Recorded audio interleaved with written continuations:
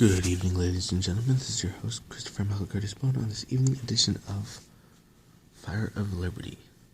On this edition, we shall be continuing the advancement of Renaissance and, of course, the magnificent creation of and continuance of the Golden Age throughout the entire universe, and then continue our acceleration, advancement, ascension, and transcendence throughout the transformation of the co-creation of our existence, creation, experience, and unlimitedness of our own unlimited nature.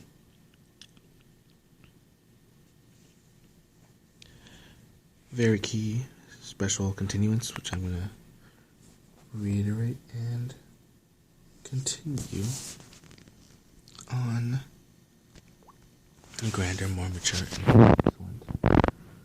All this is 17.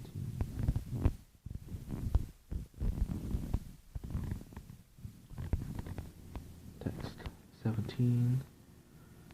Translation: He who is temperate in his habits. He who is temperate in his habits of eating, sleeping, working, and recreation can mitigate all material pains by practicing the yoga system. Extravagance in the matter of eating, sleeping, defending, and mating, which are demands of the body, can block advancement in the practice of yoga. As far as eating is concerned, it can be regulated only when one is practiced to take and accept prasadam, sanctified food. Lord Krishna is offered according to the Bhagavad Gita: vegetables, flowers, fruits, grains, milk. In this way, a person in Krishna consciousness becomes automatically trained not to accept food not meant for human consumption, or which is not in the category of goodness. As far as sleeping is concerned, a Krishna-conscious person is always alert in the discharge of his duties in Krishna consciousness, and therefore any unnecessary time spent sleeping is considered a great loss. A Krishna-conscious person cannot bear to pass a minute of his life without being engaged in the service of the Lord. Therefore, his sleeping is kept to a minimum.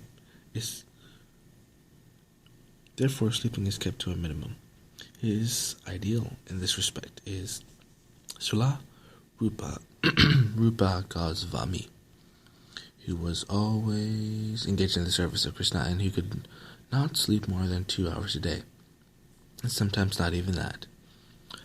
Thakura Haridasa would not even accept prasadam, nor even sleep for a moment without finishing his daily routine of chanting with his speech 300,000 names. As far as work is concerned, a Krishna-conscious person does not do anything which is not connected with Krishna's interest, and thus his work is always regulated and is untainted by sense gratification. Since there is no question of sense gratification, there is no material leisure for a person in Krishna consciousness, and because he is regulated in all his work, speech, sleep, wakefulness, and all other bodily activities, there is no material misery for him. 18. Text 18.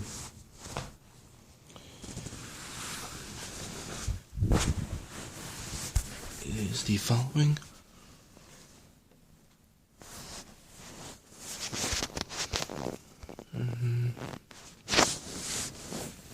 When the yogi, by practice of yoga, disciplines his mental activities and becomes situated in transcendence, devoid of all material desires, he is said to have attained yoga. The activities of the yogi are distinguished from those of an ordinary person by his characteristic cessation from all kinds of material desires, of which sex is the chief. A perfect yogi is so well disciplined in the activities of the mind that he can no longer be disturbed by any kind of material desire. This perfectional stage can automatically be attained by persons in Krishna consciousness, as is stated in Sri Bhagavatam.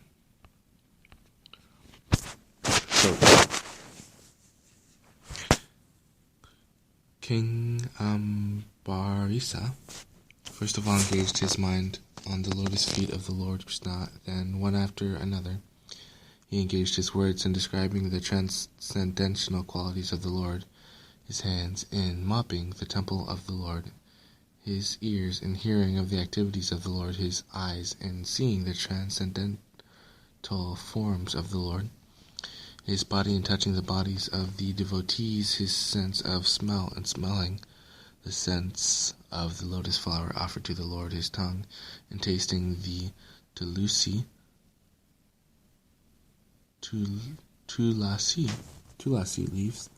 leaf offered at the lotus feet of the Lord, his legs in going to places of pilgrimage and the temple of the Lord, his head in offering obeisances unto the Lord, and his desires in executing the mission of the Lord. All these transcendental activities are quite befitting a pure devotee.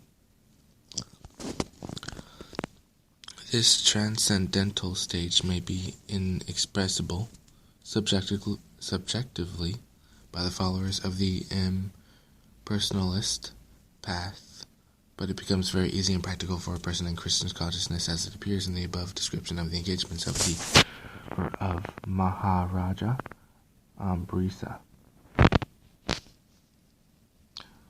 Unless the mind is fixed on the lotus feet of the Lord by constant remembrance, such transcendental engagements are not practical. In the devotional service of the Lord, therefore, these prescribed activities are called arcana, or engaging all the senses in the service of the Lord. The senses and the mind require engagements. Simple abnegation is not practical. Therefore, for people in general, especially those who are not in the renounced order of life, transcendental engagement of the senses and the mind is described above is the perfect process for transcendental achievement, which is called yakta in the Bhagavad Gita.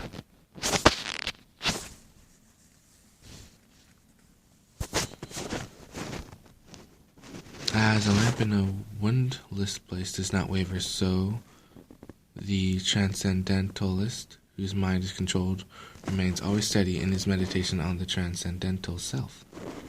A truly Krishna-conscious person, always absorbed in transcendence, in constant undisturbed meditation on his worshipable Lord, is as steady as a lamp in a wind.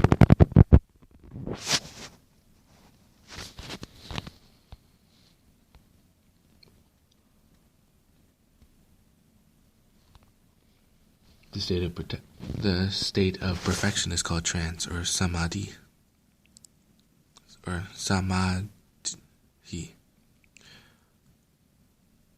when one's mind is completely restrained from material mental activities by practice of yoga. This is characterized by one's ability to see the self by the pure mind and to relish and rejoice in the self. And that joyous state, one is situated in boundless transcendental happiness and enjoys himself through transcendental senses. Established thus, one never departs from the truth, and upon gaining this, he thinks there is no greater gain. Being situated in such a position, one is never shaken, even in the midst of the greatest difficulty. This indeed is actual freedom from all miseries arising from material contact. Purport. By practice of yoga, one becomes gradually detached from material concepts. This is the primary characteristic of the yoga principle, and after this, one becomes situated in trance, or samadhi, which means that the yogi realizes the supersoul through the transcendental mind and intelligence without any of the misgivings of identifying the self with the superself. Yoga practices more or less based on the principles of the Patanjali system. Some unauthorized commentators try to identify the individual soul with the supersoul, and the monists think this to be liberation, but they do not understand the real purpose of the Patanjali system of yoga. There is an acceptance of transcendental pleasure in the Patanjali system, but the monists do not accept this transcendental pleasure out of fear of jeopardizing the theory of oneness. The duality of knowledge and knower is not accepted by the non-dualist. But in this verse, transcendental pleasures realized through transcendental senses is accepted, and this is corroborated by the Patanjali Muni, the famous exponent of the yoga system. The great sage declares in his Yoga Sutras, Purusathara Sunyanam Gananam Pratiprasava Kavalayam Svarupa Pratida Va Siti Sakti. This Siti Sakti, or internal potency, is transcendental. Purusartha means material religiosity, economic development, sense gratification, and the attempt to become one with the Supreme. This, quote, oneness with the Supreme, unquote, is called Kaivalyam by the monist, but according to Patanjali, this Kaivalyam is an internal or transcendental potency by which the living entity becomes aware of the constitutional position. In the words of the Lord Katyanya, this state of affairs is called Sito Darpana Marjanam, or clearance of the impure mirror of the mind. This, quote, clearance, unquote, is actually liberation, or Bhavamada Avajini Nirvapanam. The theory of nirvana, also preliminary, corresponds with this principle. In the Bhagavatam, this is called Svarupina Vyasithiti. Vyavasthita. The Bhagavad Gita also confirms this situation in this verse. After nirvana, or material cessation, there is the manifestation of spiritual activities or devotional service of the Lord, known as Krishna consciousness. In the words of the Bhagavata, Svarupina Vyavasthiti. This is the, quote, real life of the living entity, unquote. Maya, or illusion, is the condition of spiritual life contaminated by material infection. Liberation from this material infection does not mean destruction of the original eternal position of the living entity. Patanjali also accepts this by his words, Kaivalyam Svarupa Pratistha Va Siti Sakti iti. This Siti Sakti, or transcendental pleasure, is real life. This is confirmed by the Vedanta Sutras as Anadamayo Vyasat. This natural transcendental pleasure is the ultimate goal of yoga and is easily achieved by execution of devotional service or bhakti yoga. Bhakti yoga will be vividly described in the 7th chapter of Bhagavad Gita. In the yoga system as described in this chapter, there are two kinds of samadhi called Samprajnata Samadhi and Samaprajnata Samadhi. When one becomes situated in the transcendental position by various philosophical researches, it is called Samprajnata Samadhi. In the Asamprajnata Samadhi, there is no longer any connection with mundane pleasure, for one is then transcendental to all sorts of happiness derived from the senses. When the yogi is once situated in that transcendental position, he is never shaken from it. Unless the yogi is able to reach this position, he is unsuccessful. Today's so-called yoga practice, which involves various sense pleasures, is contradictory. A yogi indulging in sex and intoxication is a mockery. Even those yogis who are attracted by the siddhis in the process of yoga are not perfectly situated. If the yogi are attracted by the byproducts of yoga, then they cannot sustain the stage of perfection as is stated in the first persons. Therefore, indulging in the make-show practice of gymnastic feats or siddhis should know that the aim of yoga is lost in that way. The best practice of yoga in this age is Krishna consciousness, which is not baffling. A Krishna conscious person is so happy in his occupation that he does not aspire after any other happiness. There are many impediments, especially in this age of hypocrisy, to practicing Hatha yoga, Dhyana yoga, and Jnana yoga. But there is no such problem in executing Karma Yoga, or Bhakti Yoga.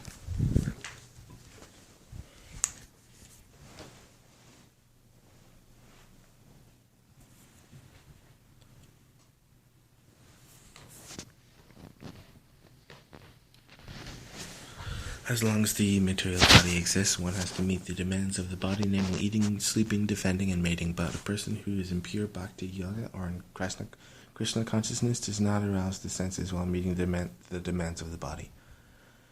Rather, he accepts the bare necessities of life, making the best use of a bad bargain, and enjoys transcendental happiness in Krishna consciousness. He is callous towards incidental occurrences such as accidents, disease, scarcity, and even the death of a most dear relative, but he is always alert to execute his duties in Krishna consciousness or Bhakti Yoga. Accidents never deviate him from his duty, as stated in the Bhagavad Gita, Agamampayino Nitayastams Titisava Bharata. He endures all such incidental occurrences because he knows that they come and go and do not affect his duties. In this way, he achieves the highest perfection in yoga practice.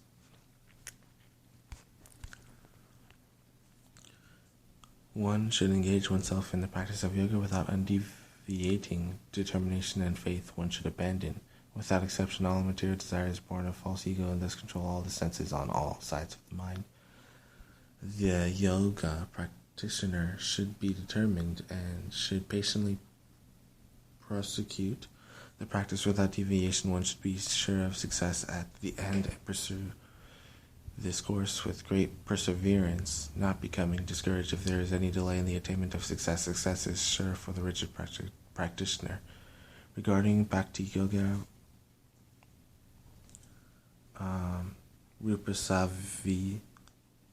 Rupa Goswami says, quote, the process of Bhakti Yoga should be executed successfully with full-hearted enthusiasm, perseverance, and determination by following the prescribed duties in the association of devotees and by engaging completely in activities of goodness, end quote. As for determination, one should follow the example of the sparrow who lost her eggs in the waves of the ocean. The sparrow laid her eggs on the shore of the ocean, but the big ocean carried away the eggs on its waves. The sparrow became very upset and asked the ocean to return her eggs. The ocean did not even consider her appeal, so the sparrow decided to dry up the ocean. She began to pick out the water in her small beak, and everyone laughed at her for her impossible determination. The news of her activity spread, and at last Garuda, the gigantic bird carrier of Lord Vishnu, heard it. He became compassionate towards his small sister bird, and so he came to see the sparrow. Garuda was very pleased by the determination of the small sparrow, and he promised to help.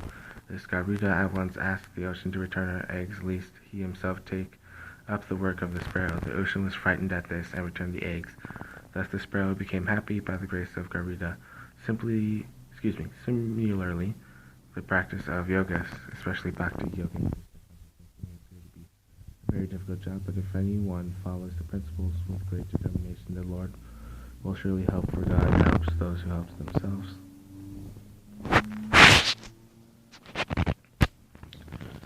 Gradually, step by step, with full conviction, one should become situated in trance by means of intelligence, and thus the mind should be fixed on the self alone and should think of nothing else.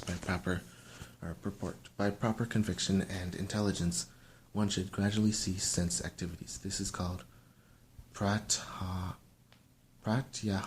the mind being controlled by conviction, meditation, and cessation of the senses should be situated in trance or samadhi. At that time, there is no longer any danger of becoming engaged in the material concept of life. In other words, although one is involved with matter, as long as the material body exists, one should not think about sense gratification. One should think of no pleasure aside from the pleasure of the Supreme Self. This state is easily attained by directly practicing Krishna consciousness.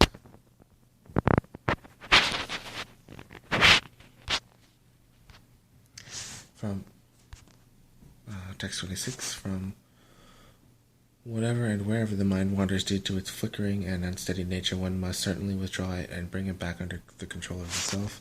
The nature of the mind is flickering and unsteady, but a self-realized yogi has to control the mind. The mind should not control him. One who controls the mind, and therefore the senses as well, is called Gosvami, or Svami, and one who is controlled by the mind is called Gadasa, or the servant of the senses.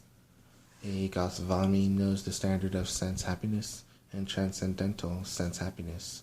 The senses are engaged in the service of Rishikesa, or the supreme owner of the senses, Krishna. Serving Krishna with purified senses is called Krishna consciousness. That is the way of bringing the senses under full control. What is more, that is the highest perfection of yoga practice. This is the evening edition of Fire for Liberty, co-creating paradise and Renaissance around the world. I love you all.